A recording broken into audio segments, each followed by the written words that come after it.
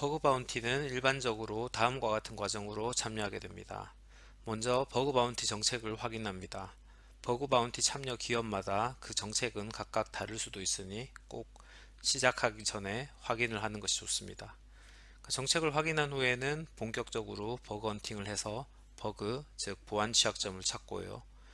보안 취약점을 찾게 되면 해당 취약점의 상세 내용을 보고서를 작성하여 보고하게 됩니다. 그런 다음에는 버그 바운티 운영 주체 측에서 보고 내용을 확인하고 경우에 따라서는 여러 번 확인 과정을 거친 후에 보상을 하게 됩니다.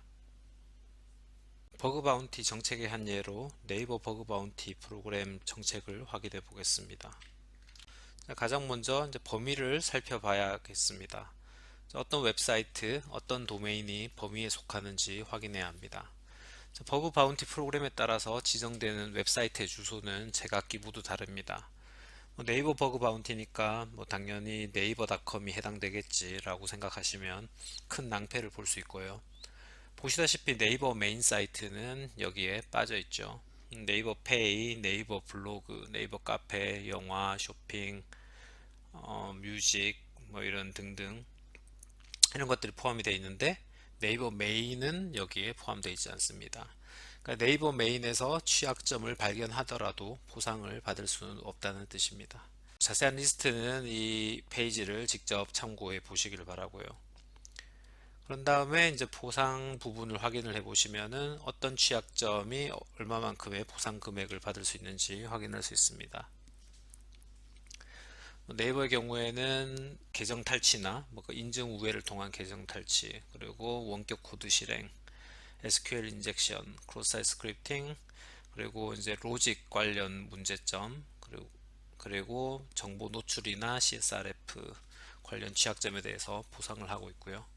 또 이 특정 취약점의 경우, 여기 예를 들어서 CSRF 취약점 같은 경우에는 이 범위는 이렇지만 이 중에서도 네이버 회원 정보, 네이버 카페, 블로그 관리 이 기능만 대상으로 한다. 이런 부분들을 반드시 확인을 하셔야 포상금을 받는 과정에 문제가 없겠습니다.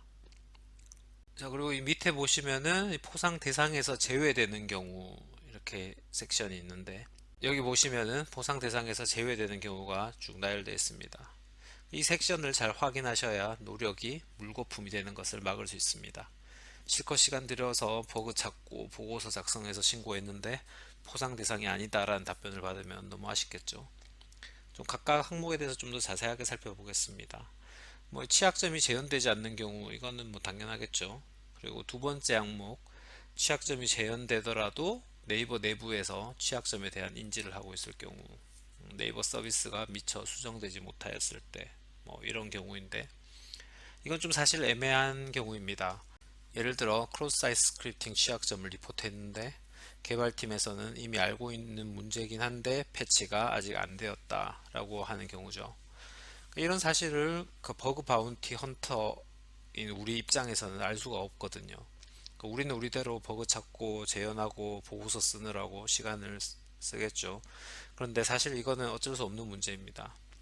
원래 기업 사정상 보안 취약점을 알게 되었다고 해서 항상 바로 그 취약점을 패치를 할 수 있는 것은 아니거든요. 개발 인력은 부족하고 자체 스케줄이 있고 또 취약점이 동시에 여러 개 리포트 되면은 그 중에서도 심각한 취약점부터 먼저 분석해서 패치해야 되고 이런 경우들이 있을 수 있거든요. 그래도 네이버의 경우에는 여기 적힌 대로 보자면은 보호자에게 내부에서 발견된 경위 시점에 대해서 충분한 설명을 합니다 라고 이렇게 되어 있는데 그나마 이게 이제 다행이라고 볼 수 있는 부분입니다. 제가 전에 리포트한 적 있는 외국 사이트의 경우에는 그냥 이미 알고 있다 그래서 보상을 못한다 이런 식으로만 딱 답변이 왔거든요. 아무튼 이런 경우는 좀 어쩔 수 없습니다. 아쉽지만 그렇다고 완전히 노력 낭비는 아닌 것이 최소한 해당 문제에 대해서 잘 알게 되었을 테고 그런 것들이 향후 새로운 기능을 점검하거나 아니면 새로운 웹사이트에서 버그 헌팅을 할 때 또 도움이 될 수 있을지도 모릅니다. 그리고 다음 상황을 보면은 취약점 증명 이외에 불필요한 행위를 통해서 서버의 정보를 획득한 경우 이거 별표 100개는 하셔야 합니다. 그러니까 잘못하다가는 포상이 문제가 아니라 이게 깜빵을 갈 수도 있거든요. 그러니까 실컷 취약점 찾고 다 뚫고 만약에 이제 리버스 쉘까지 얻어내서 침투했다고 하면 뭐 신나잖아요. 뭐 이런 경우라면 대부분 원격 코드 실행 취약점을 찾은 경우일 텐데 뭐 포상 금액도 몇만 불, 몇 천만 원, 뭐 어마어마하고요. 그런데 여기서 쉘을 얻어냈다는 정도로만 보고해도 충분히 그게 증명이 되고 어, 포상을 받는데 충분하거든요. 그런데 이게 너무 기분이 좋아가지고 뭐 서버에 있는 정보를 끌고 온다거나 뭐 이러면 불필요한 행위가 되는 것이고 경우에 따라서 불법 행위가 될 수가 있습니다. 반드시 주의하셔야 되는 부분입니다. 자, 다음으로 뭐 다른 사람이 먼저 제보한 취약점, 이미 공개적으로 알려진 취약점, 뭐 이런 것들은 당연하게 보상에서 제외되겠죠. 자, 버그 바운티는 대부분 최초 발견자에게만 보상을 하게 됩니다. 뭐 증명 없이 가능성만을 제시한 경우, 뭐 이런 경우에도 보상이 안 되고요. 보통 보고를 할 때 POC라고 해서 개념 증명 코드라고 하거든요. 그런 개념 증명 코드를 보통 같이 포함해서 보고를 하게 됩니다. 자, 뭐 그 다음에 나오는 DOS 공격, 뭐 많은 사용자 개입이 필요한 경우, 그리고 크로스 사이트 스크립트, 네이버 닷넷에서의 크로스 사이트 스크립팅, URL 리디렉션, 클릭 재킹 이런 항목들은 사실 종종 실제 존재하는 보안 취약점인데 이게 포상 대상에서 제외되어 있는 경우도 있다는 점 알아두셔야 합니다. 뭐 특히 네이버의 경우에 SSL 미적용으로 인해서 쿠키 탈취 같은 것은 이게 실제 상황에서는 꽤 중요한 보안 문제인데 이게 이제 포상 대상에서는 빠져 있다라는 것을 확인을 하면 좋겠습니다. 이런 식으로 어떤 버그 바운티 프로그램에 참여하기 전에는 각 프로그램의 정책을 잘 봐야 합니다. 다시 슬라이드로 돌아와서 이 시간 마지막으로 몇 가지 말씀을 더 드리자면 이전에도 말씀드렸지만 버그 바운티는 한 가지 취약점만 확실히 알고도 참여하는 것이 가능합니다. 따라서 이제 버그 바운티를 참여를 혹시라도 두려워하시거나 뭐 다음으로 미뤄야지 이러실 필요가 전혀 없습니다. 그리고 처음에는 팀을 구성해서 참여하는 것도 적극 추천합니다. 그러니까 스터디 개념으로 팀 멤버 각자가 동일한 타겟을 대상으로 버그 헌팅을 하고 그 결과를 서로 공유하면서 노하우를 쌓아가는 것도 좋고요.